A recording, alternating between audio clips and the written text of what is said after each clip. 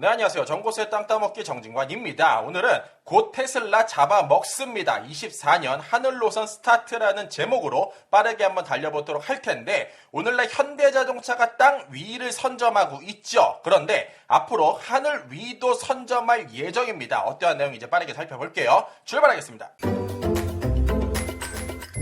자, 국토교통부 23년 12월 26일자 보도자료입니다. 23년 토끼처럼 뛰어오른 KUAM 24년 용해 비상을 준비한다라는 주제가 되겠고요. KUAM 같은 경우에 국토교통부를 주관으로 해서 대한민국이 똘똘 뭉쳐서 미래 먹거리로서 열심히 달리고 있는 사업이 돼요.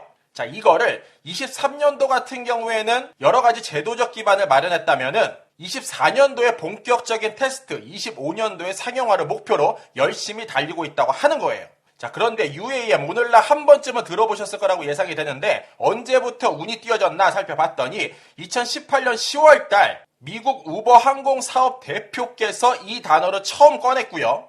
당시에 우버가 도시항공교통 UAM을 만들어서 23년까지 우버 에어라는 것을 활용해 상용토록 하겠다라고 발표를 했죠. 그러나 오늘날 현실화되지는 않았습니다. 그러나 어쨌든 본격적으로 UAM이라는 단어가 불리기 시작한 것은 이때부터다. 자, 다시 본론으로 돌아와서 조금 빠르게 진행될 수밖에 없는 이유가 전 세계 흐름이 그래요. 이 맥을 놓치면은 현대자동차 UAM 시장에서 낙오되기 때문에 조금 빨리 달릴 수밖에 없고 이 발을 맞춰서 국가도 열심히 도와주고 있다. 따라서 선실증 후 제도화를 추진하고 있다. 복잡하게 얽힌 기존 항공 법령의 구애를 받지 않고 규제 특례를 과감하게 지원할 수 있도록 정부에서도 힘있게 밀어붙이는 사업이다 라고 말씀드릴 수 있겠네요.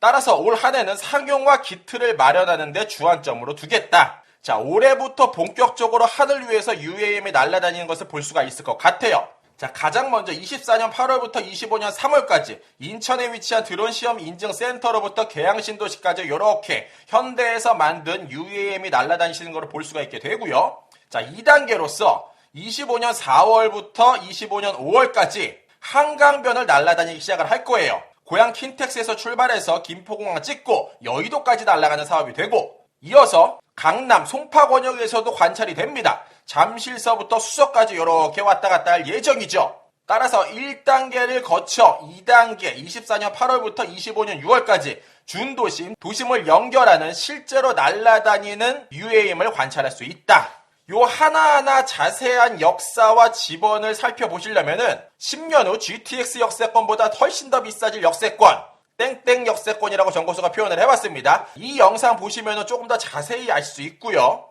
자, 참고 2자로 보면은 도시항공교통법 제정 내용 중에 특히 요 단어는 반드시 주목을 하셔야 됩니다. 버티보트라는 단어죠. 자, 이게 뭐냐면은 한 지역에 UAM 정거장이 잔뜩 들어가는 시설이 돼요. 따라서 이렇게 건축물 위에 만들고 대형 쇼핑몰 위에도 만들고 GTX 역세권, 지하철 역세권과 함께 이렇게 버무려져서 만들어질 계획이죠. 이거를 버티보트라고 부른다. 이게 바로 UAM 역세권이 된다라고 말씀드릴 수 있겠습니다. 자, 정부에서도 굉장히 많은 사람들이 애쓰고 있는 사업임에 틀림이 없어요. UAM 팀 코리아 체계를 개편했고요. 총괄부처는 국토부, 업계, 학계, 중앙부처, 지자체, 공공기관만 보더라도 이게 예사로 돌아가는 사업이 아니구나 알 수 있죠. 더 나아가서 UAM 팀 코리아를 살펴보니 참여 기관이 무려 278개나 이사벌 위에 함께 애쓰고 있다는 겁니다.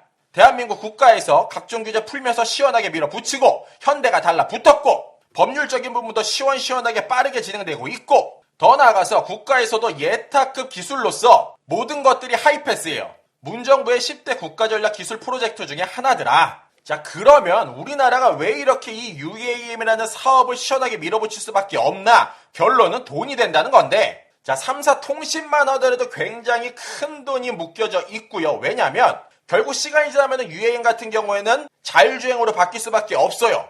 모든 것이 보이지 않는 통신선에 의해서 자율주행차가 달리듯이 가상의 하늘 공간이 만들어지고 그 선을 따라서 이동을 하죠. 따라서 통신 3사 오늘날 발빠르게 움직이고 있고, 자, 오늘날 현대차 그룹이 연매출이 400조 정도 된다고 합니다. 그런데 UAM 시장 같은 경우에 앞으로 모건 스탠리에 따르면 2030년도에 72조, 2050년이 되면 1186조 시장으로 엄청나게 커진다는 거예요.